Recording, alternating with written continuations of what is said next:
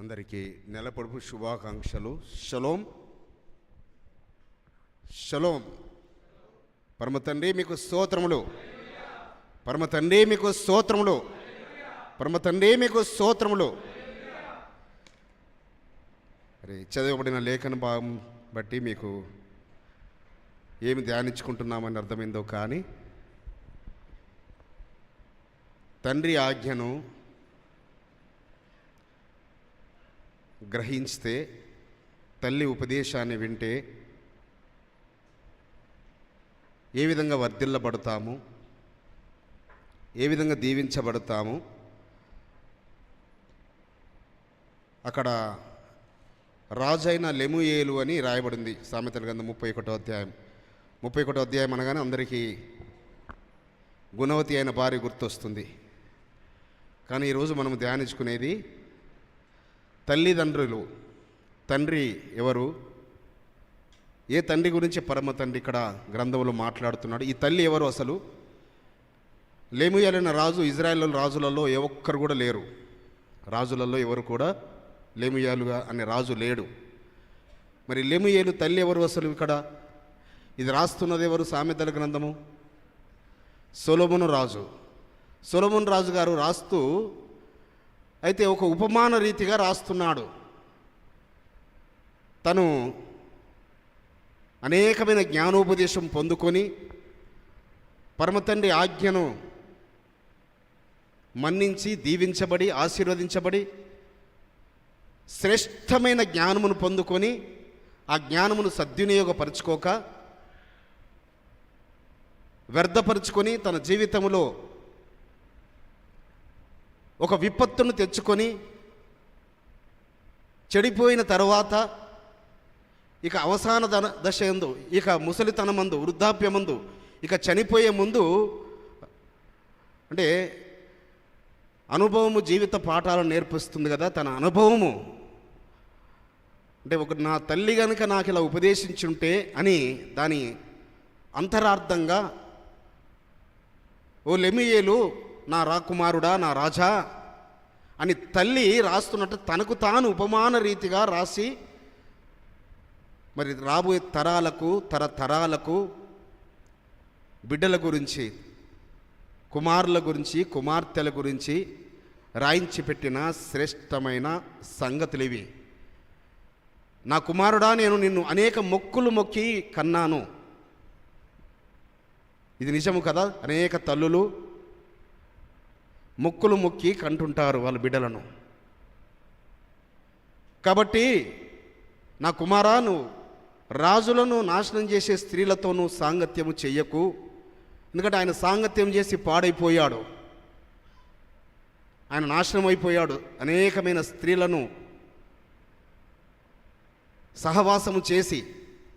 కాబట్టి ఆయన, అయ్యో నా తండ్రి ఆజ్ఞను నేను మన్నించుంటే, నా తల్లి ఉపదేశాన్ని నేను త్రోసివేయకుండా ఉండి ఉంటే నా బ్రతుకిలా అయి ఉండేది కాదు అని తను మననము చేసుకుంటూ రాసిన మాటలు ఇవి.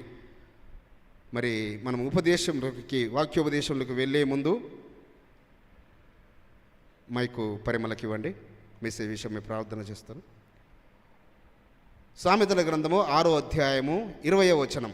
సామెతల గ్రంథము 6వ అధ్యాయము 20వ వచనం. నా కుమారుడా, నీ తండ్రి ఆజ్ఞను గైకొనుము, నీ తల్లి ఉపదేశమును త్రోసివేయకుము. నా కుమార్తె, నీ తండ్రి ఆజ్ఞను గైకొనుము, నీ తల్లి ఉపదేశమును త్రోసివేయకుము. ప్రార్థన.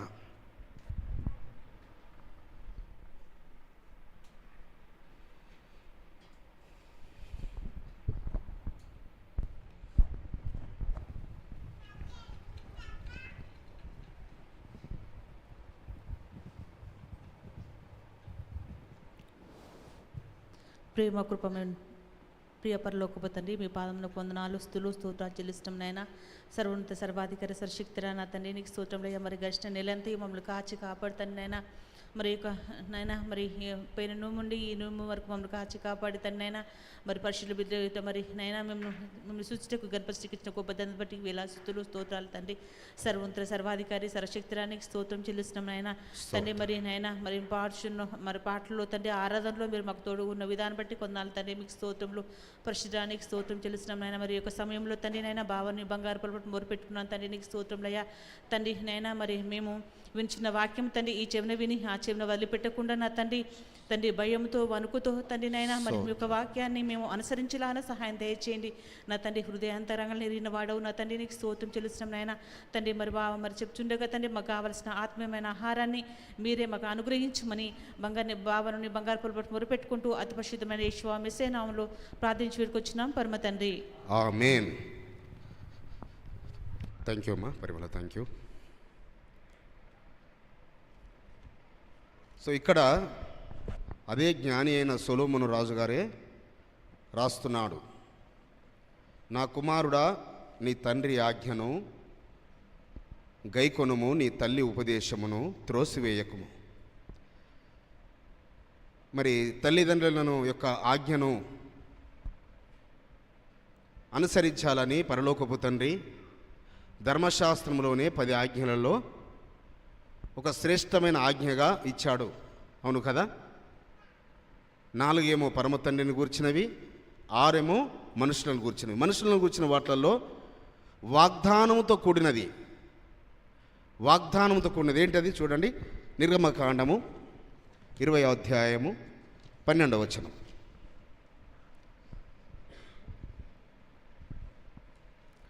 నిర్గమకాండం exodus 20th chapter 12th verse.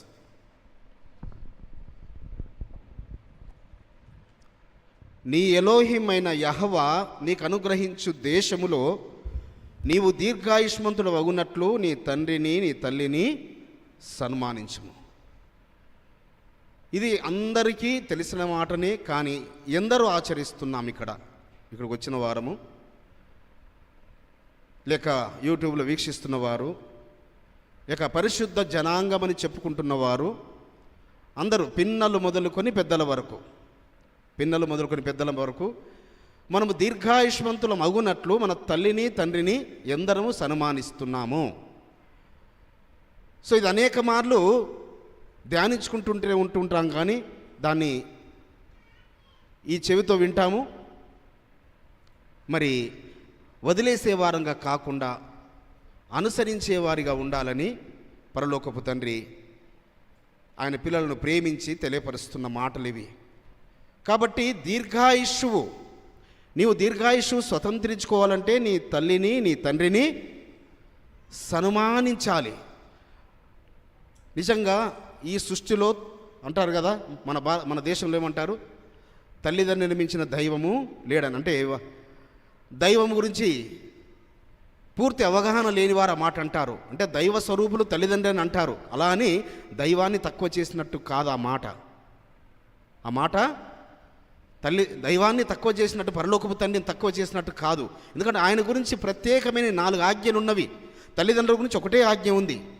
కాబట్టి నీవు దీర్ఘాయుష్మంతుడు అవ్వాలి అంటే, నువ్వు దీర్ఘాయుష్మంతురాలు అవ్వాలి, నీ తల్లిని తండ్రిని అంటే నీ తండ్రి ఆజ్ఞను మన్నించాలి, నీ తల్లి ఉపదేశాన్ని త్రోసివేయకూడదు. తండ్రి ఆజ్ఞను మన్నించాలి, తల్లి ఉపదేశాన్ని త్రోసివేయకూడదు. సామెతల గ్రంథము 15వ అధ్యాయము 20వ వచనం. సామెతల గ్రంథము 15:20. జ్ఞానము గల కుమారుడు, మైక్ ఆన్ చేయలేదమ్మా. జ్ఞానము గల కుమారుడు తండ్రిని సంతోషపెట్టును, బుద్ధిహీనుడు తన తల్లిని తిరస్కరించును. ఎవరు తండ్రిని సంతోషపరుస్తారట? జ్ఞానము గల కుమారుడు తండ్రిని సంతోషపరుస్తాడు. అదే బుద్ధిహీనుడైతే తల్లిని తిరస్కరిస్తాడు. అయితే ఏ జ్ఞానము కలిగిన వారు తండ్రిని సన్మానిస్తారు, ఏ జ్ఞానము లేని వారు తల్లిని తిరస్కరిస్తారు. సో సామెతల గ్రంథములో 8, 9, 10 అధ్యాయాలలో జ్ఞానము గురించి చాలా చక్కగా అనుదినము మరి సామెతల గ్రంథం చదివే వారికి అది అర్థమవుతుంటుంది. సో 8వ అధ్యాయంలో చెప్తాడు, నీవు నన్ను ప్రేమిస్తే నేను నిన్ను ప్రేమిస్తాను అని జ్ఞానం పలుకుతున్నది. సో జ్ఞానమును అంటే ఎవరు, ఈ జ్ఞానం ఎవరిస్తున్నారు? జ్ఞానమంతా ఎవరి యొక్క ఆధీనంలో ఉన్నది? ఆయన యందు భయభక్తులు కలిగి ఉంటే జ్ఞానమూలము. ఇది మనము భయభక్తులు నిజముగా కలిగి ఉంటే ఆయన జ్ఞానం పొందుకుంటాము. ఆయన జ్ఞానము పొందుకున్న కుమారుడు తండ్రిని సంతోషపరుస్తాడు. ఇక్కడ 2 అర్థాలు తీసుకోవాలి సుమా. ఇహ సంబంధమైన బాహ్య సంబంధమైన ఈ భూమి మీదకి రావడానికి కారకులైన తల్లిని తండ్రిని గురించి, పరలోకపు తండ్రిని గురించి, నీ తండ్రిని సంతోషపరచాలి. పరలోకపు తండ్రిని ఇహ సంబంధమైన తండ్రిని సంతోషపరచడము, ఆయనను సంతోషపరిస్తేవా ఆటోమేటిక్గా ఈయన అధిక సంతోషం పొందుకుంటాడు. పరలోకపు తండ్రిని నువ్వు సంతోషపరిస్తే ఈ భూమి యందు ఉన్న తల్లిదండ్రి చాలా సంతోషిస్తారు. కాబట్టి ఆ ఉన్నతమైనదని మనము దాని గురించి ప్రయాసపడితే, ఆయనను సంతోషపరచడానికి మనం ప్రయాసపడితే, ఆయనను సంతోషపరచడానికి కొరకు మనం క్షణక్షణము మనము జీవిస్తే ఈ లోకములో తండ్రి ఎంతో సంతోషిస్తాడు. ఎంతో ఈ తల్లి నా ఉపదేశాన్ని నా కుమారుడు త్రోసివేయలేదు, బాల్యం దినం నుంచి నేను నేర్పించిన దాన్ని నా కుమారుడు ఆచరిస్తున్నాడు, అనుసరిస్తున్నాడు, ఏ తల్లి కన్నదో అని నాకు గౌరవం తీసుకొస్తున్నాడు నా కుమారుడని ఆ తల్లి ఆ కుమారుని గురించి, ఆ కుమార్తె గురించి సంతోషిస్తుంది, ఉప్పొంగే హృదయముతో ఉప్పొంగుతుంది. కాబట్టి ఏ ఆజ్ఞలను పరమతండ్రి సెలవిచ్చిన ఆజ్ఞలను మన్నించి ఆ పరలోకపు తండ్రిని సంతోషపరచడానికి ప్రయాసపడితే అది మరి ఎవరి నుంచి ఆరంభం అవ్వాలి? పిల్లలు కావాలంటే, పిల్లలు తల్లిదండ్రి యొక్క మాట వినాలంటే వారి తల్లిదండ్రులకు ఓకే. ఇప్పుడు పెద్దలైన వారు ఉన్నారు, 60 ఇయర్స్ క్రాస్ అయిన వాళ్ళు ఉన్నారు, వారికి తల్లిదండ్రులు లేరు. వారెవరిని సన్మానించాలి? పరలోకపు తండ్రిని. వారెవరిని సన్మానించాలి? పరలోకపు తండ్రి చూస్తున్నాడని. అయితే మరి తల్లి లేదు. 60 సంవత్సరాలు దాటిన వారికి, లేక 70 సంవత్సరాలు దాటిన వారికి తల్లిదండ్రిని కోల్పోయారు వాళ్ళు. మరి వారు ఏ తల్లిదండ్రిని సన్మానించాలి? వారు తండ్రి మాట అంగీకరిస్తేనే, తండ్రి మాట గ్రహిస్తేనే, తండ్రి మాట ప్రకారం జీవిస్తేనే, తల్లి ఉపదేశాన్ని వాళ్ళు అనుసరిస్తేనే. అంటే 75-80 ఇయర్స్ ఉన్న తల్లిదండ్రుల యొక్క పిల్లలు అరౌండ్ 50 ఉంటుంటారు. వీళ్ళు ఎవరు? ఆ తల్లిదండ్రి ఆ తండ్రిని, పరలోకపు తండ్రిని సన్మానిస్తుంటుంటే, ఆ పరలోకపు తండ్రిని సంతోషపరుస్తుంటుంటే, ఆ తల్లి యొక్క ఉపదేశాన్ని ఏ తల్లి ఎవరు ఇక్కడ? సో అదే మనము సామెత గ్రంథం 31వ అధ్యాయంలో చదివింది. రాజైన లెమూయేలు నీ తల్లి ఉపదేశమును నీవు త్రోసివేయొద్దు. సామెతల గ్రంథం ఒక మాట 9వ అధ్యాయంలో ఒక మాట చూసుకొని ముందుకు సాగుదాము. 11వ వచనం, 9వ అధ్యాయం 11. నా వలన నీకు దీర్ఘాయువు కలుగును, నీవు జీవించు సంవత్సరములు అధికములగును. దేని వలనట? తల్లిదండ్రిని సన్మానిస్తే నువ్వు దీర్ఘాయుష్మంతులు అవుతావన్నాడు. ఇక్కడేమంటున్నాడు పరమ తండ్రి? నా వలన నీకు దీర్ఘాయువు కలుగును. దేని వలన? నా వలన అంటే జ్ఞానము వలన. జ్ఞానం ఎక్కడి నుంచి వస్తుంది? పరలోకపు తండ్రి నుంచి వస్తుంది. అనగా పరలోకపు తండ్రిని గౌరవిస్తే, సన్మానిస్తే, పరలోకపు తండ్రి మాటకు లోబడితే, సో ఆ జ్ఞానమును నువ్వు ప్రేమిస్తే నీవు దీర్ఘాయుష్మంతునివి అవుతావు. అనగా తల్లిదండ్రులను సన్మానించే దానిలో అది 100కి 100 పాళ్ళు సుమా. నిర్గమాకాండములో తెలియపరచబడిన 12వ వచనము అది భూ సంబంధమైన తల్లిదండ్రుల గురించి. అది దాన్ని కాదనానికి ఎవరు సరిపోరు. అది ఈ భూమి మీదకి రావడానికి జన్మనిచ్చిన తల్లిదండ్రుల గురించి. కానీ ఈ యొక్క సామెతల గ్రంథములో 31వ అధ్యాయంలో రాసిన మాటలు అది భూ సంబంధమైన తల్లిదండ్రుల గురించి కాదు. సో ఏ తల్లిదండ్రులో మనము చూసుకుందాము. అనగా ముదిమి వచ్చు వరకు జీవితకాలమంతా తండ్రి ఆజ్ఞను మన్నించాలి, తల్లి ఉపదేశాన్ని త్రోసివేయకూడదు. తల్లి ఏంటి అది చూసుకుంటూ వెళ్దాం. మనం ముందుకెళ్తే నిర్గమకాండము 18వ అధ్యాయము 19, 21 వచనాలు. కాబట్టి నా మాట వినుము, నా మాట వినుము, నేను నీకొక ఆలోచన చెప్పెదను. నీకొక ఆలోచన చెప్పేదను. ఎలోహిం నీకు తోడయ్యుండును. ప్రజల పక్షమున నీవు ఎలోహిం సముఖమందు ఉండి వారి వ్యాజ్యములను ఎలోహిం యొద్దకు తేవలను. నీవు వారికి ఆయన కట్టడలను ధర్మశాస్త్ర విధులను బోధించి వారు నడవవలసిన త్రోవను వారు చేయవలసిన కార్యములను వారికి తెలుపవలెను. మరియు 21 వచనం కూడా, మరియు నీవు ప్రజలందరిలో సామర్థ్యము యెహోవా భక్తి సత్యాసక్తి కలిగి లంచగొండులు కాని మనుషులను ఏర్పరచుకొని 1000 మందికి ఒకనిగాను 100 మందికి ఒకనిగాను 70 మందికి ఒకనిగాను 10 మందికి ఒకనిగాను వారి మీద న్యాయాధిపతులను నియమింపవలను. ఇక్కడ ఒక తండ్రి స్థానము తీసుకొని, ఎవరు ఇతను? మోషే గారి మామయ్య అయిన ఇత్రో గారు. అంటే వివాహ చట్టం ప్రకారము తండ్రి అయ్యాడు ఆయన, తన భార్యను బట్టి, సిప్పోరును బట్టి.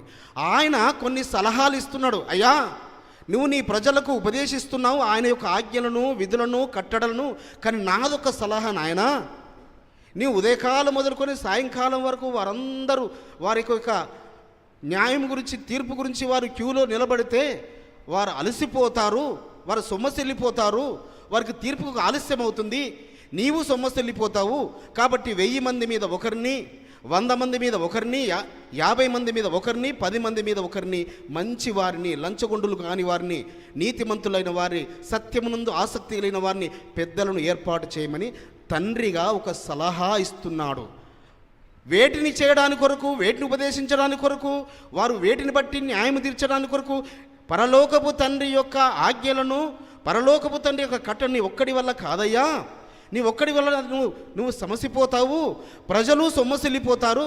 కానీ మామ ఇచ్చిన సలహాను అనగా తండ్రి స్థానంలో ఉన్న మామయ్య ఇచ్చిన సలహాను అక్కడ అల్లుడు గారు స్వీకరించి అంటే సృష్టిలో మొట్టమొదటిసారి ఒకసారి న్యాయాధిపతులను ఏర్పాటు చేసి న్యాయము తీర్చడానికి కొరకు ఒక తండ్రి స్థానంలో ఉండి ఇచ్చిన వ్యక్తి సలహాను, ఏది పరలోకపు తండ్రి ఆజ్ఞలను అనుసరింపచేయడానికి కొరకు. కాబట్టి ఈ లోకంలో తల్లిదండ్రి యొక్క ఆలోచనలను తీసుకోవాలి బిడ్డలైన వారు, తండ్రి యొక్క ఆలోచనలు తీసుకోవాలి, భార్య యొక్క తల్లిదండ్రుల యొక్క ఆలోచనలు తీసుకోవాలి అనేది ఇక్కడ మనము తెలుసుకోవాల్సిన సత్యము సుమ. అయితే మరి ఇంకా ఏంటి, ఏమి చేయాలంటే మనం ఇంకా ఇక్కడ ఏం చెప్తున్నాడు? సామెతల గ్రంథం 31వ అధ్యాయంలో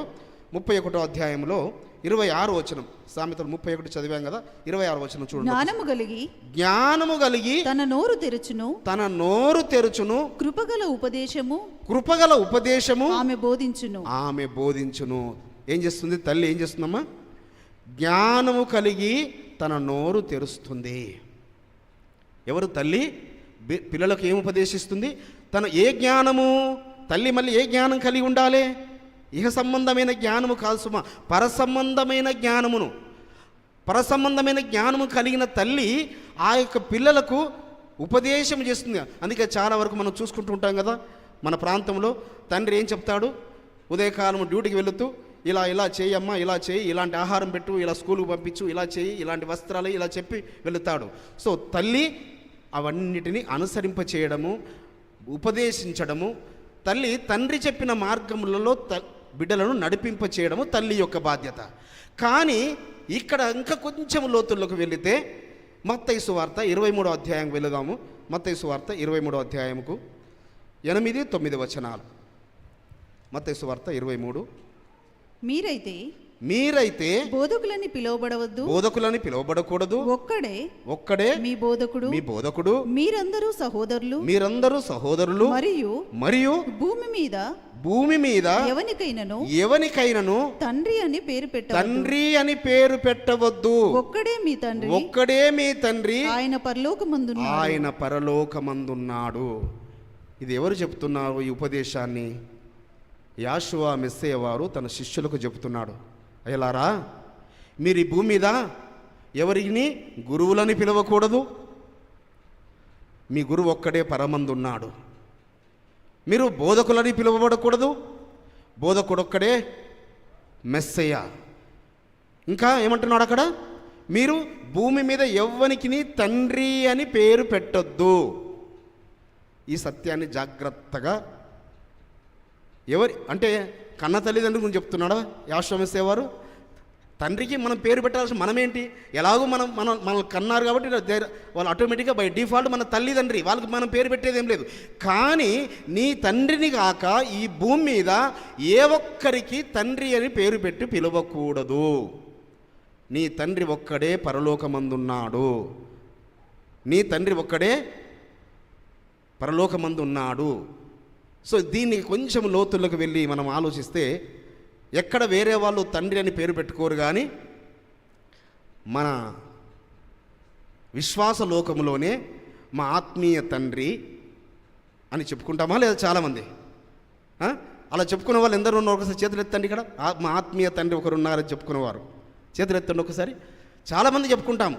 నేను సత్యంలోనికి రాకముందు నేను చెప్పుకునేవాడిని, సత్యంలోకి వచ్చిన తర్వాత కూడా చాలా కాలము చెప్పుకునేవాడిని. కానీ ఈ భూమి మీద ఆత్మీయ తండ్రి ఎవరు లేరు. ఈ భూమి మీద తండ్రి అని ఎవరికి పేరు పెట్ట, మా ఆత్మీయ తండ్రి, మా ఆత్మీయ తండ్రి. మరి మీరేంటన్నాయా అని మమ్మల్ని అడుగుతుండొచ్చు. చెప్తాం మాదేంటో, మా పాత్ర ఏంటో చెప్తాము, మమ్మల్ని ఏమని పిలవాలో చెప్తాం మేము. సో తండ్రి అని సేవకులను, ఏ ఒక్క సేవకులను అంటే పరిశుద్ధ గ్రంథము చెప్తుంది సుమా, ఇది నా మాటలు కాదు. యాషువా మెస్సయ్య వారు చెప్తున్నారు, మీరు తండ్రి అని భూమి మీద ఎవరికి పేరు పెట్టవద్దు. మరి ఏమని పెట్టాలి? ఎవరికి పెట్టాలి ఆ పేరు? సో తండ్రి అని అనగా తండ్రి ఒక్కడే పరలోకమందున్నాడు.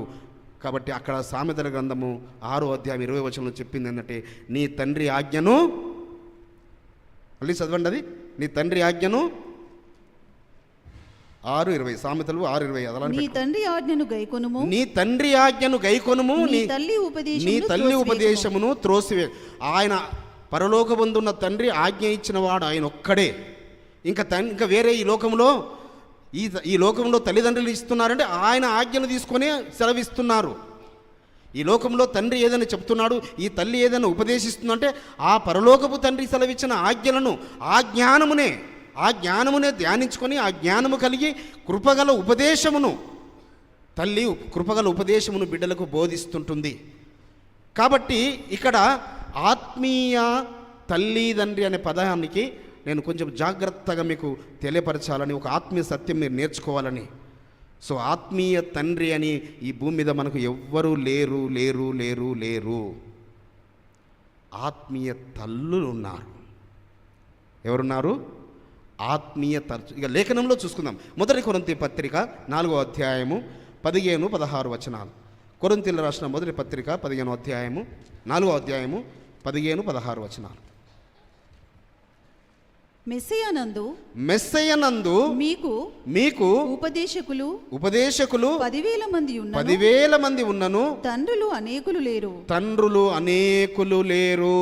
యాషువా మెస్సయ్యనందు సువార్త ద్వారా నేను మిమ్మును కంటిని కనుక మీరు నన్ను పోలి నడుచుకుని వారై ఉండవలనని బిడ్డలారా, ఇక్కడ జాగ్రత్తగా అర్థం చేసుకోండి. ఏమని చెప్తున్నాడు సంఘానికి? యాషువా మెస్సయ్యనందు మీకు ఉపదేశకులు 10,000 మంది ఉండొచ్చు, వేల కొలది ఉపదేశకులు మీకున్నారు, 1000 మంది. ఈ ఉపదేశకులందరూ ఏమవుతారు? ఉపదేశకులు 10,000 మంది ఉన్నా తండ్రి మాత్రం ఒక్కడే, ఆయననే యాషువా మెస్సయ్య. యాషువా మెస్సయ్య రక్తములో కడగబడిన పరిశుద్ధ సంఘమా, సమాజమా, యాషువా మెస్సయ్య ఒక్కడే మనకు తండ్రి. ఆ పరమందున్న తండ్రి యాషువా మెస్సయ్యగా ఈ భూమికి వచ్చాడు కాబట్టి ఆయన ఒక్కడే తండ్రి. మరి ఎవరు ఉపదేశకులు ఎవరట? అందుకే అంటున్నాడు, సువార్త ద్వారా నేను మిమ్మలను కన్నానని ఎవరంటారు? తండ్రి అంటాడా, తల్లి అంటదా?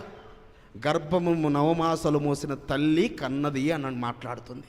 నేను మిమ్మలను సువార్త ద్వారా, యాషువా మెస్సయ్య ద్వారా. అంటే మీకు తండ్రి యాషువా మెస్సయ్యనే, సో ఎంతమంది ఉపదేశకులున్నా ఈ ఉపదేశకులందరూ ఆత్మీయ తల్లులే, ఆత్మీయ తల్లులే, ఆత్మీయ తల్లులే తప్ప ఆత్మీయ తండ్రి అని భూమి మీద ఎవ్వరికి.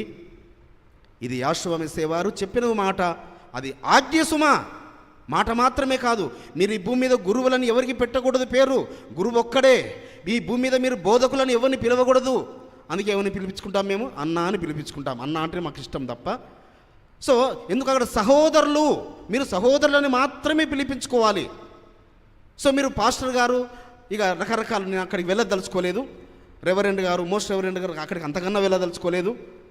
సో బిషప్ గారి దగ్గరికి అసలు వెళ్ళదలుచుకోలేదు. దేని దగ్గరికి ఎక్కడ అయిపోవాలి మనము? సహోదరుల దగ్గర. సో ఈ సహోదరులు వీళ్ళేంటి, ఆత్మీయంగా కంటుంటారు. వాళ్ళు గర్భము మోసిన తల్లి, నవమాసాలు మోసిన తల్లి ఏ విధంగా పిల్లలను కని పాలిచ్చి పెంచి పోషిస్తుందో అని అందుకే అంటాడు. అదే 1 కొరింథీ పత్రిక 3వ అధ్యాయము 2వ వచనం ఎంత చక్కగా చెప్తాడంటే, అప్పటిలో తల్లి పాత్ర పోషిస్తూ అప్పటిలో చదవండి పర్లేదు. మీకు బలము చాలకపోయినందున పాలతోనే మిమ్మల్ని పెంచి తిని గాని అన్నముతో మిమ్మల్ని పెంచలేదు. మీరింకను శరీర సంబంధులై ఉండుట వలన ఇప్పుడును మీరు బలహీనులై ఉన్నారు కారా. ఇది తల్లులకు చాలా అనుభవం కదా. తల్లులకు పాలు తక్కువ ఉంటే ఏం చేస్తారు, బిడ్డలకు పై పాలు ఇస్తుంటుంటారు. అవును కదా. అంతేగాని అన్నం తినబెడతారా బిడ్డలకు? 3 నెలల బిడ్డలకు, 2 నెలల పిల్లలకు, 6 నెలల పిల్లలకు అప్పుడే అన్నం తినబెడతారా? సో పాలు సరిపోకపోతే పై పాలు ఇచ్చి పెంచుతారు. అదేవిధంగా అంటున్నాడు, మీరు ఆత్మీయంగా మీరు ఎదగలేదు కాబట్టి, మీరు ఇంకా ఈ శరీర సంబంధులుగా ఉన్నారు కాబట్టి, ఇంకా ఈ బాహ్య సంబంధులుగా ఉన్నారు కాబట్టి, మీరు ఆత్మీయంగా ఇంకా జన్మించిన స్థితిలోనే ఉన్నారు, ఇంకా జన్మించిన శిశువుల వల్లనే ఉన్నారు కాబట్టి మిమ్మల్ని నేను పాలతోనే పెంచాను. అంటే పాలిచ్చి పెంచాను, నేను కన్నాను అన్నాడు. ఏమన్నాడు? నేను కన్నాను మిమ్మలను. ఆ మెస్సయ్య బలియాగం ద్వారా, మెస్సయ్య రక్తం ద్వారా నేను మిమ్మల్ని కన్నాను అంటున్నాడు. నేను మిమ్మల్ని పాలిచ్చి పెంచాను. కాబట్టి అందుకే అంటున్నాడు, ఏ సారూప్యతలోనికి మనల్ని తీసుకెళ్ళడానికి కొరకట, మనల్ని పాలిచ్చి పెంచుతున్నది ఆయన కన్నది ఎవరి సారూప్యతలోనికి తీసుకెళ్ళడానికి కొరకు ప్రయాసపడుతున్నాడు అపొస్తలుడు పౌలు గారు? మెస్సయ్య సారూప్యతలోనికి, యెహోషువ మెస్సయ్య సారూప్యతలోనికి మిమ్మలను తీసుకువెళ్ళడానికి కొరకు, ఆయన ఎదుట మిమ్మల్ని ప్రత్యక్షపరచడానికి కొరకు. చెప్పండి, ఎప్పుడు మనం ఆయనను చేరుకుంటాము? ఆయన సారూప్యతలోనికి మనం మారితేనే కదా, ఆ విధంగా ట్రాన్స్ఫార్మ్ చెందితేనే కదా. అవునా కదా? ఆయన సారూప్యతలోనికి. అందుకే బిడ్డలారా, సో మీ తల్లులు మీ గురించి ఎలా కన్నీరు కారుస్తారో, మీ తల్లులు మీ గురించి ఎలా బాధపడుతుంటుంటారో, మీ తల్లులకు మీ గురించి ఏ విధంగా ప్రయాసపడుతుంటారో, మీ తండ్రులు ఏ విధంగా మీ గురించి ప్రయాసపడతారో. సో సేవకులముగా మేము తల్లుల పాత్ర పోషిస్తున్నాము బిడ్డలారా. ఉపదేశకులుగా, తల్లుల ఉపదేశకులు కూడా వారు ఏంటి, ఎందుకు మనకు చాలామంది మనకు శ్రేష్ఠులైన ఉపదేశకులు ఉన్నారు మనకి చిన్న మందకు. వారి యొక్క ఉద్దేశం ఏంటి, ఎందుకు వారు సిద్ధపడి వచ్చి ఉపదేశిస్తున్నారు? లాస్ట్ సబ్బాతున్నాడు డానియల్ గారు కొద్ది సమయంలో ఎక్సలెంట్ మెసేజ్ ఇచ్చారు. సో ప్రతి ఒక్కరి ప్రయాస ఏంటది, దేని గురించి ప్రయాసపడుతున్నారు? సో పాలిచ్చి మిమ్మలను పెంచవలసిన స్థితిలో పెంచాలని తల్లుల ప్రయాసం ఏ విధంగా ఉంటుందో, మీ తండ్రుల యొక్క ప్రయాసం వృధా కావద్దు బిడ్డలారా, యవనస్తులారా. జాగ్రత్త. మీ తండ్రి ఆజ్ఞను త్రోసివేయకండి, మీ తండ్రి ఆజ్ఞను గౌరవించండి, మీ తండ్రి ఆజ్ఞను మన్నించండి, మీ తల్లి ఉపదేశాన్ని త్రోసివేయకండి. సో తల్లులు ఉపదేశిస్తుంటారు. ఇక్కడ ఆత్మీయ తల్లులైన సేవకురాండ్రు, మరి సేవకురాలు కూడా ఆత్మీయ తల్లే, సేవకుని కూడా ఆత్మీయ తల్లే. ఇంకా మళ్ళీ వారికి సపరేట్ పేరు ఉండదు, ఇంకా ఆత్మీయ తల్లులు అని. అందుకే మీరు ఇది వింటున్నవారు, యూట్యూబ్లో వింటున్నవారు ఇప్పటివరకు మీరు మార్చుకోలేకపోతే, తెలియక అన్నాము ఆత్మీయ తండ్రి అని. కానీ ఆత్మీయ తండ్రులు ఈ భూమి మీద మనకి ఎవరూ లేరు సుమా. తండ్రి ఒక్కడే యెహోషువ మెస్సయ్య. కాబట్టి ఇక్కడ ఇంకొక మాట ఏమంటున్నాడు, గలతీ పత్రికలో 4వ అధ్యాయము 10వ వచనంలో ఒక మాట చూసినట్టయితే,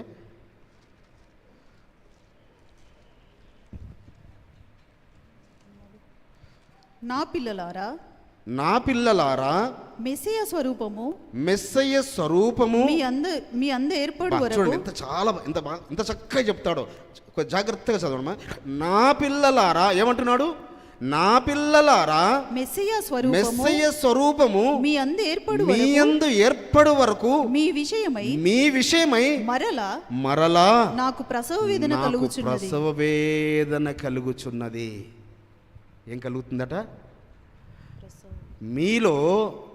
మీలో మళ్ళీ నేను మెస్సయ్య సారూప్యము చూడాలని, మెస్సయ్య సారూప్యము మీలో ఏర్పడే వరకు నాకు ప్రసవ వేదన కలుగుచున్నది. ప్రసవ వేదన ఎవరు పడతారు? ప్రసవ వేదన అంటే పురుషులకు తెలుస్తుందా? పురుషులకు అర్థమవుతుందా ఏమన్నా? తల్లులకు తెలుస్తుంది ప్రసవ వేదన అంటే ఏందో. ప్రసవ వేదన పడి పిల్లలను ఏ విధంగా తల్లి కంటుందో, వాళ్ళని ఏ విధంగా పెంచి పోషిస్తుందో, ఏ విధంగా పెద్ద చేసి వారిని మెస్సయ్యలాగా చేయాలని ఒక తల్లి ప్రయాసపడుతుందో, వారు ప్రయోజకులైనప్పుడు సంతోషపడుతుందో, అదేవిధంగా సేవకులు కూడా ఈ సేవకుడైన అపోస్తలుడైన పౌలు గారు ఆ సంఘానికి రాస్తూ, నేను గలతీ సంఘానికి రాస్తూ అంటున్నాడు, నేను మీ గురించి నేను మళ్ళీ ప్రసవ వేదన పడవలసి వస్తుంది. ప్రసవ వేదన పడవలసి వస్తుంది మీ గురించి. మిమ్మల్ని ఎందుకు, దేని గురించి? నా పిల్లలారా, మెస్సయ్య స్వరూపము మీ యందు ఏర్పడు వరకు. మీలో ఎవరి సారూప్యం ఏర్పడాలి?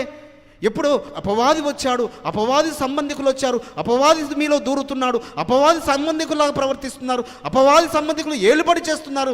బిడ్డలారా, అపవాది సంబంధికుల రుచికరమైన మాటలకు లోబడుతున్నారు. బిడ్డలారా, పసిబిడ్డలారా, యవనస్తులారా, సో నేను మీలో మెస్సయ్య సారూప్యం ఏర్పడు వరకు నేను ప్రసవ వేదన పడుచున్నాను. ఒక సేవకుడు, ఒక గొప్ప సేవకుడు, ఆయన ఎక్కడికి వెళ్ళినా కూడా చాలామంది వచ్చి, పాస్టర్ గారు మా గురించి ప్రార్థన చేయండి, మాకు ఇది ఉన్నది అది ఉన్నది, చాలామంది ప్రార్థన చేయండి అని చెప్తుంటే సరే అంటున్నాడు. ఆయన మరి యథార్థపరుడు కాబట్టి సత్యంగా ఒప్పుకున్నాడు. ఒక పెద్ద పాస్టర్ యథార్థపరుడు కాబట్టి ఒప్పుకున్నాడు, అందరూ ఒప్పుకోరాలా.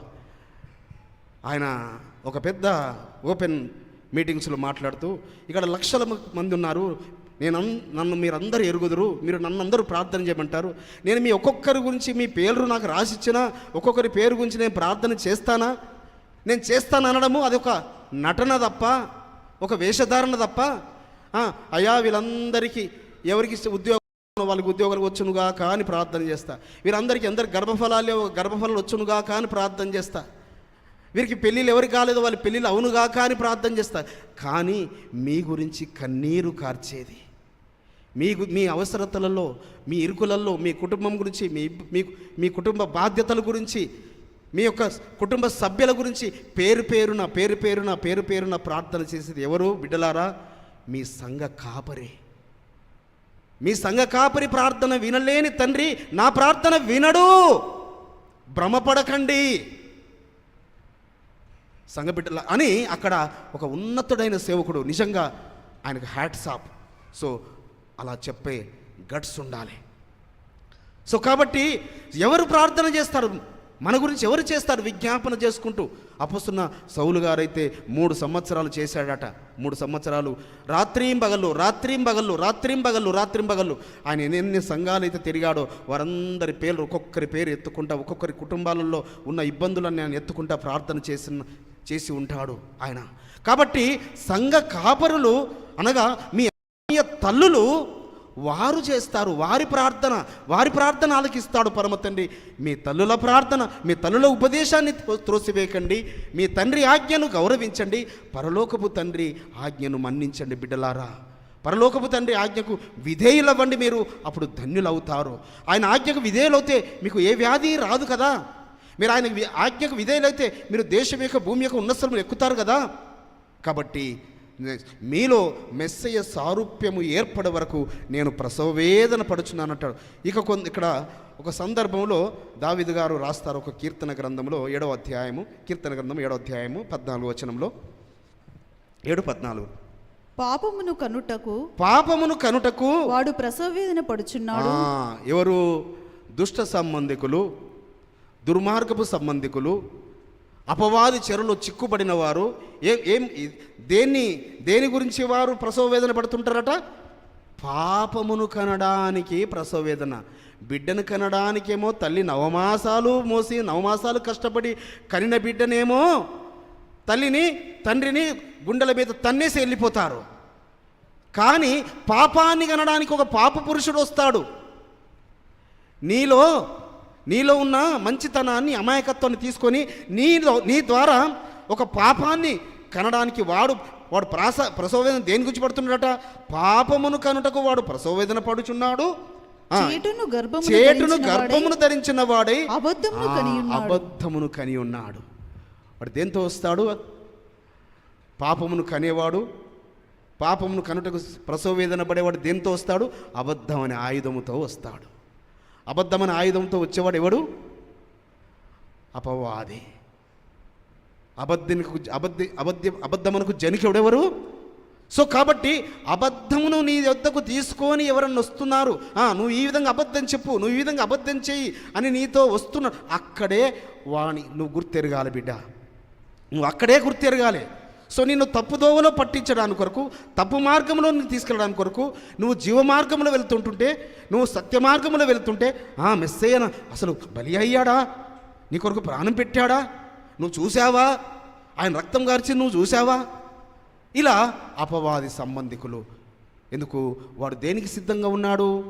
వాడు దేని గర్భము ధరించాడు? వాడు పాపమును కనుటకు ప్రసవ వేదన పడుచున్నాడు. వాడు సృష్టి అంతేమో ఆయన పిల్లల గురించి ఎదురు చూస్తుంటుంటే, అపవాది పాతాళములోకి తీసుకెళ్ళడానికి కొరకు వాడు ప్రసవ వేదన పడుతున్నాడట. అబద్ధమునకు జనకుడైన అపవాది కూడా ప్రసవ వేదన పడుచున్నాడు. ఎందుకు? వాడి పడిపోయాడు కాబట్టి, పడిపోయిన దూతలతో పాతాళంలో ఉన్నాడు కాబట్టి నిన్ను అక్కడికి తీసుకువెళ్ళడానికి కొరకు, నిన్ను అక్కడికి లాక్కెళ్ళడానికి కొరకు. కాబట్టి పరలోకపు తండ్రి ఆజ్ఞను మన్నిస్తావా? నీ తండ్రి ఆజ్ఞను నువ్వు మన్నిస్తావు, నీ తల్లి ఉపదేశాన్ని నువ్వు త్రోసివేయవు, నీ తల్లుల స్థానంలో ఉన్న నీ సేవకుల ఉపదేశాలను నీవు త్రోసివేయవు. అప్పుడు నువ్వు వర్ధిల్లుతావు. అందుకే యెషయా గ్రంథంలో ఒక మాట ఉంటుంది, 66వ అధ్యాయము 13వ వచనం. ఎవరట? ఇంకా తల్లి. ఇక్కడ చక్కగా స్పష్టంగా యెషయా ప్రవక్త ద్వారా పరమతన్ని తెలియపరుస్తున్నాడు. ఒకని తల్లి వానిని ఆదరించున్నట్లు నేను మిమ్మును ఆదరించెదను. యెరూషలేములోనే మీరు ఆదరింపబడి. హల్లెలూయా, హల్లెలూయా. ఒకని తల్లి అంటే బిడ్డలారా, తల్లి యొక్క ఆదరణ ఏ విధంగా ఉంటుందో రుచి చూడని వారి భూమి మీద ఎవరూ ఉండరు. ఏదో పసితనములో నెలలు చంటి బిడ్డకు తల్లి కోల్పోయిన వారెవరన్నా చెప్పలేను తప్ప, లేక తెలివి జ్ఞానము రాకమునిపే 2 సంవత్సరాలు 3 సంవత్సరాలు 4 సంవత్సరాలు తల్లిని కోల్పోయిన వారి గురించి చెప్పలేను తప్ప, కానీ తల్లి యొక్క ప్రేమను, తల్లి యొక్క ఆదరణను గుర్తెరగని వారి సృష్టిలో ఎవరు ఉండరు. తల్లి యొక్క ఒడిలే పెరిగి పొందుకున్న ఆదరణ ఎవరు? కాబట్టి నేను ఏమంటున్నాడు? యెరూషలేమే మీకు తల్లి. సో యెరూషలేములో మీరు, సో ఆ యెరూషలేముకు సాదృశ్యమే ఈ యొక్క సంఘము దేనికి సాదృశ్యంగా ఉంది? యెరూషలేమునకు. కాబట్టి యెరూషలేమును మనకు ఎందుకు గురించి యెరూషలేమును మనం చూసుకుంటున్నాము? యెరూషలేముకు క్షేమం గురించి ఎందుకు ప్రార్థన చేయాలని చెప్తున్నాము? యెరూషలేములో నుంచే నీతి వరద వలె పొంగుతుంది. యెరూషలేములో నుంచే ధర్మము ప్రకటించబడుతుంది. యెరూషలేములోనే పరిశుద్ధ విశ్రాంతినము సజీవంగా నిలిచి ఉంది. యెరూషలేములో నుంచే పండుగలు ఆచరించబడుతున్నాయి. యెరూషలేమును చూసుకుంటే, యెరూషలేము వాసులను చూసుకుంటే ఈ గ్రంథము, ఈ శ్రేష్ఠ గ్రంథము అర్థమవుతుంది. ఈ గ్రంథం అర్థం కానప్పుడు ఎక్కడికి వెళ్ళాలి? ఈ గ్రంథం ఎవరికైతే ఇవ్వబడిందో, ఏ ప్రజలకు ఇవ్వబడిందో ఆ ప్రజలు శేషంగా నిలబెట్టాడు కదా భూమధ్య స్థలమందు. కాబట్టి బిడ్డలారా, యెరూషలేములోనే మీరు ఆదరణ పొందుకుంటారు. యెరూషలేములోనే. సో మీ తల్లి ఎలా ఒకరి తల్లి ఆదరిస్తుందో, మీరు ఆ విధమైన ఆదరణకరమైన మాటల చేత మీరు సంఘములో సంఘ సేవకుల ద్వారా, సంఘ సేవకులు తల్లి లాంటి పాత్రను పోషిస్తుంటారు. కాబట్టి సో ఈ తల్లిని కంటతడి పెట్టనివ్వకూడదు, ఏది జన్మనిచ్చిన తల్లిని కంటతడి పెట్టనివ్వకూడదు. ఆత్మీయ తల్లులను నీ గురించి కంటతడి పెడుతుంటారు బిడ్డ. ఎందు గురించి పెడుతుంటారు? ఎందు గురించి? నిన్ను ఆయన ఎదుట ప్రత్యక్షపరిచే. మాకేమొస్తుంది మిమ్మల్ని ఆయన ఎదుట ప్రత్యక్షపరిస్తే? చెప్పండి, ఏమొస్తుంది చెప్పండి? మీరు మిమ్మల్ని ప్రత్యక్షపరిస్తే మేము కిరీటము పొందుకుంటాము. మీ కిరీటాలు మీరు కాపాడుకుంటుంటే మేము మిమ్మల్ని నిలబెడితే మేము కిరీటం పొందుకుంటాం. మేము పొందబోయేది అక్షయ కిరీటం గురించి మేము ఈ భూమి మీద ఆత్మీయ తల్లులు సేవకులు ప్రయాసపడేది. సో దేని గురించి? అపొస్తలుడైన సౌలు గారు అందుకే అన్నాడు, ఏమన్నాడు? ధైర్యంతో నా విశ్వాసము కాపాడుకుంటేనే. చెప్పండి, అందరు చెప్పండి. నా పరుగు తుదముట్టించి తిని నా కొరకు నీతి కిరీటము దాచబడి ఉన్నది. నా కొరకు నీతి కిరీటము దాచబడి. కాబట్టి సో ఆ ప్రయాస, తల్లుల యొక్క ప్రయాస వృధాగా పోదు సుమా. తల్లుల యొక్క ప్రయాస వృధాగా పోదు. తల్లుల యొక్క కన్నీరు వృధాగా పోదు. తండ్రుల యొక్క కన్నీరు వృధాగా పోవు. కొందరు తండ్రులు ఏడిచేవారు ఉంటారు, కొందరు తల్లులు ఏడిచేవారు ఉంటారు. సో ఈ తండ్రి కూడా ఈ భూమి మీద కూడా తండ్రి ఏ ఆజ్ఞను మన ఆచరింపజేస్తున్నాడు. సో కాకపోతే తండ్రి ఏమో కటువుగా కనబడతాడు, తల్లి ఉపదేశిస్తుంది, నెమ్మదిగా చెప్తుంది. బిడ్డకు ఏ విధంగా చెప్తే వాళ్ళకి అర్థమవుతుందో, తండ్రి చెప్పిన ఆజ్ఞ తల్లి ఆ పిల్లలకి ఏ విధంగా అర్థం చేయించాలో అర్థం చేయించే పాత్ర. అందుకే మొదటి ఉపదేశకురాలు, మొదటి గురువు తల్లి అని ఎందుకంటారు. కాబట్టి నేను ఇంతకుముందు కూడా మీకు చెప్పాను, విన్నవారు మరి మన మధ్యలో ఉన్న కూడా దాన్ని ఒక డిస్కషన్లో తను మరి బేష్ అనిపించుకున్నాడు కూడా. ఇంతకుముందు చాలా సంవత్సరాల క్రితం చెప్పాను. ఒక తండ్రి మరి తన కొడుకును ప్రతి విషయంలో, వాడు చిన్నప్పటి నుంచి మొదలుకొని ప్రతి విషయంలో గద్దిస్తూనే ఉంటుంటాడు. సో ఇంట్లో బుక్స్ సరిగా పెట్టుకోకపోయినా, ఏంటి ఆ బుక్స్ అలా ఓపెన్ చేసి పెట్టావు, బట్టలు అలా సరిగా పెట్టుకోకపోయినా ఏంటి, బట్టలు అలా పడేసేస్తావు ఏంటి, ఏంటి ఆ లైట్ అగలానే వెలుగుతుంది అండి, ఆ లైట్ని ఆర్పవా, నువ్వు బయటకు వచ్చినప్పుడు, బెడ్రూమ్ నుంచి బయటకు వచ్చినప్పుడు ఆ ఫ్యాన్ ఆర్పవా. ఇలా ప్రతిదానికి తండ్రి వెంటబడి చెప్తూనే ఉంటాడు. ఆ కొడుకు చెప్తుంటే ఇక మా డాడీ ఇంతే, మా డాడీ మారడు, ఇంకా మా డాడీ ఇంతే, ఇక దానికి రకరకాల పదాలు అనుకుంటుంటారు. ఎందుకంటే నేను అలా అనుకున్నవాడిని కాబట్టి, ఎందుకంటే ఆ తెలియని వయసులో నేను మా తండ్రి గురించి అలా అనుకున్నవాడిని కాబట్టి. సో మా తండ్రి ఇంతే, ఇక మా అమ్మ అయితే చాలా మంచిది. ఓకే, ఎందుకంటే తండ్రిది ఏ తల్లి కొడుకు చెడిపోవాలని చూడదు. కానీ తండ్రి ఉద్దేశం ఏంటి? కొడుకును ఒక బాటలో పెట్టడానికి కొరకు, చక్కని మార్గం పెట్టడానికి మాటికి చెప్తుంటాడు, మాటికి అంటుంటాడు. ఎందుకంటే నువ్వు ఒకసారి చెప్పిన తర్వాత విన్న తర్వాత ఎందుకు మాటికి చెప్తాడు? సో చెప్తూనే ఉన్నాడు. అయితే చదువు అయిపోయింది, అబ్బాయిది ఒక ఇంటర్వ్యూకి వెళ్తున్నాడు. ఆ రోజు వెళ్ళడానికి సిద్ధపడుతున్నాడు. ఇంటర్వ్యూకి వెళ్ళడానికి సిద్ధపడుతున్నప్పుడు ఇక ఇంటర్వ్యూకి వెళ్ళే రోజు కొద్దిగా ఆ రోజన్నా ప్రశాంతంగా పంపించాలని చూస్తుంది కదా తల్లి కానీ తండ్రి కానీ. అయితే ఆ బెడ్రూమ్ నుంచి ఫ్యాన్ ఆర్పకుండా ఫ్యాన్ స్విచ్ ఆఫ్ అవ్వకుండా వచ్చాడు. ఇక రెడీ అయ్యి షూస్ వేసుకుని వెళ్ళిపోతుంటే, ఫ్యాన్ ఆపేసావా, ఫ్యాన్ కట్టేసినావా, ఫస్ట్ వెళ్ళి ఫ్యాన్ కట్టేసి షూస్ వదిలేసి ఫ్యాన్ కట్టేసి మళ్ళీ షూస్ వేసుకొని ఇక గొనుక్కుంటూనే బయలుదేరాడు ఆ ఇంటర్వ్యూకు. విన్నారు కదా, ఇంతకుముందు విన్నారు కదా, విన్నవారు ఒక్కసారి చేతులు ఎత్తండి. ఇంతకుముందు విన్నవారు, ఓకే, కొందరైనా వినలే కదా. సో ఇంటర్వ్యూకి వెళ్ళాడు. అక్కడ దాదాపు 350 మంది, చాలామంది ఉన్నారు. సో జరుగుతున్నాయి, ఒక్కొక్కరికి జరుగుతున్నాయి. ఫస్ట్ రౌండ్ అయిపోయి సెకండ్ రౌండ్లో కొందరు ఫిల్టర్ అయ్యారు. థర్డ్ రౌండ్, ఫైనల్ రౌండ్ వచ్చింది. ఫైనల్ రౌండ్లో మరి ఈ బాబు ఒక గదిలో నుంచి ఇంకో గదిలో నుంచి ఫైనల్గా అక్కడ బోర్డ్ ఆఫ్ ఆ డైరెక్టర్స్ ఉన్నారు, ఒక 5-6. అందులోకి వెళ్ళే క్రమంలో సో లాస్ట్కి అబ్బాయి మిగిలాడన్నట్టు. సో ఆయన వెళుతూ ఆ ఫ్యాన్ ఆపేసి, ఆ లైట్లు ఆపేసి సెకండ్ రూమ్లోకి వెళ్ళాడు. అక్కడికి వెళ్ళి ఏది డాడీ గుర్తొస్తున్నాడు. సో డాడీ చెప్పింది గుర్తొస్తుంది. ఇక్కడ మళ్ళీ సెకండ్ రూమ్లోకి వెళ్ళాక లైట్లు ఫ్యాన్లు ఆపేసాడు. ఆ ఫైనల్గా ఆ రూమ్కి వెళ్ళాడు. వెళ్ళిన తర్వాత, బాబు నీ పేరేంటని అడిగారు. యు గాట్ సెలెక్టెడ్ అన్నారు. హల్లెలూయా. ఏమన్నారు? You got selected. ఆశ్చర్యపోతున్నాడు అబ్బాయి. ఏంటి నన్ను ఏం చేశాడు, నన్ను ఏం క్వశ్చన్స్ అడిగారు, ఐ గాట్ సెలెక్టెడ్ అంటే ఆ వీడియో మొత్తం సీసీ కెమెరా వీడియో అంతా చూపించారు. నువ్వు గేట్లో ఎంటర్ అయినప్పటి నుంచి అక్కడ వాటరు ఊరికే వేస్ట్గా పోతున్నాయి. ట్యాపు 350 మంది వచ్చారు, ఒక్కడూ పట్టించుకోలే. నీవు ఆ ట్యాప్ను కట్టేసి వచ్చావు. నువ్వు ఫస్ట్లో రాగానే అక్కడ కార్పెట్ సరిగా లేవు, నువ్వు దాన్ని సరిచేసావు. ఇవన్నీ మేము సీసీ కెమెరాలో మేము చూస్తున్నాము. మాకు కావాల్సింది ఇలాంటి పర్సన్స్, ఇలాంటి అబ్బాయిలు. సో కాబట్టి డిసిప్లిన్ కలిగి ఉంటే బిడ్డలారా, తండ్రి యొక్క ఆజ్ఞను మన్నిస్తే, పరలోకపు తండ్రి ఆజ్ఞను మన్నిస్తే, సో చూసారా, అప్పుడు ఇక జీవితకాలం అంతా ఇక అక్కడ నుంచి డాడీకి థ్యాంక్స్ చెప్పుకుంటూ వస్తున్నాడు ఇంటికి. మా డాడీ వల్ల నేను సెలెక్ట్ అయ్యాను అంటే. సో డాడీ లేదు కనబడదు, డాడీలో కోపమే కనబడుతుంది. కానీ ఏ తల్లిదండ్రి అయినా నేను చెప్పేది పరిశుద్ధ గ్రంథం పట్టుకున్న తల్లిదండ్రులు మాత్రమే అని చెప్పడం లేదు సుమా. ఏ తల్లిదండ్రి అయినా ఈ సృష్టిలో, వారు ఏ మతస్థులైనా, వారు ఏ తెగవారైనా, ఏ ప్రాంతం వారైనా, ఏ జాతి వారైనా నా బిడ్డలు ప్రయోజకులు అవ్వాలి, నా బిడ్డలు నాకన్నా ఉన్నతమైన స్థానంలో ఉండాలి.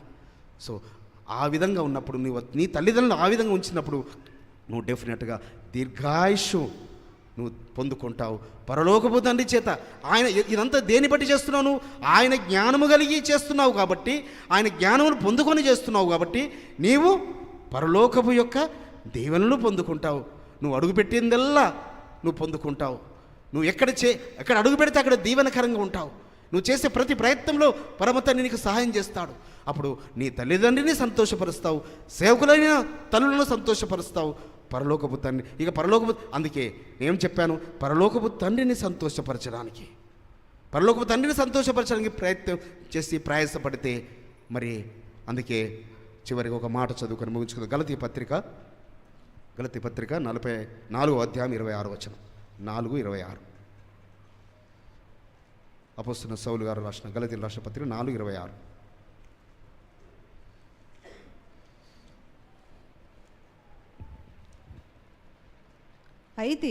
అయితే పైనున్న యెరూషలేము స్వతంత్రముగా ఉన్నది, అది మనకు తల్లి.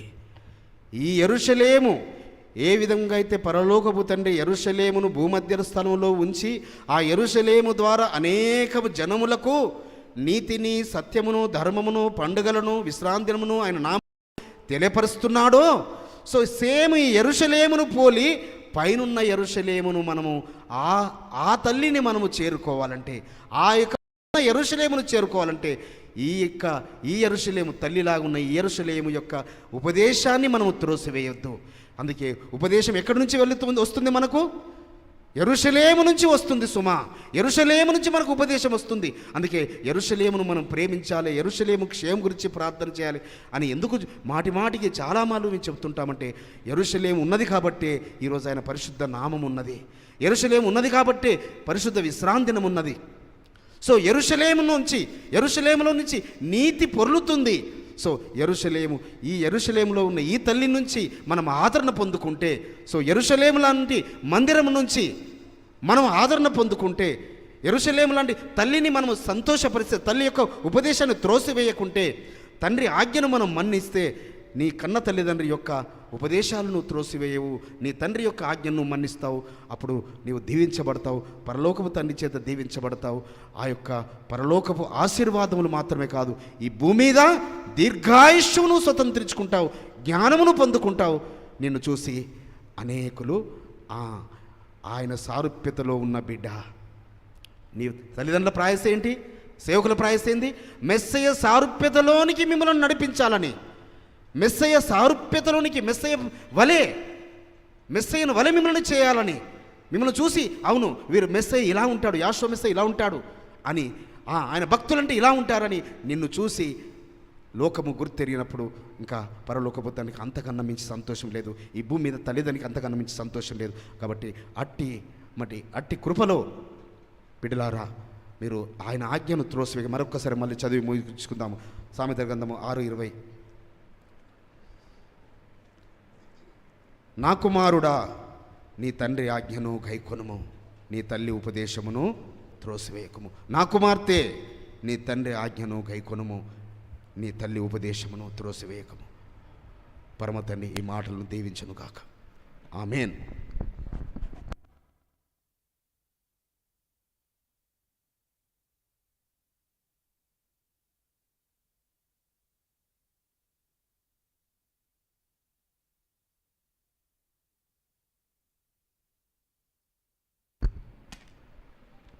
పరమ తండ్రి నీకు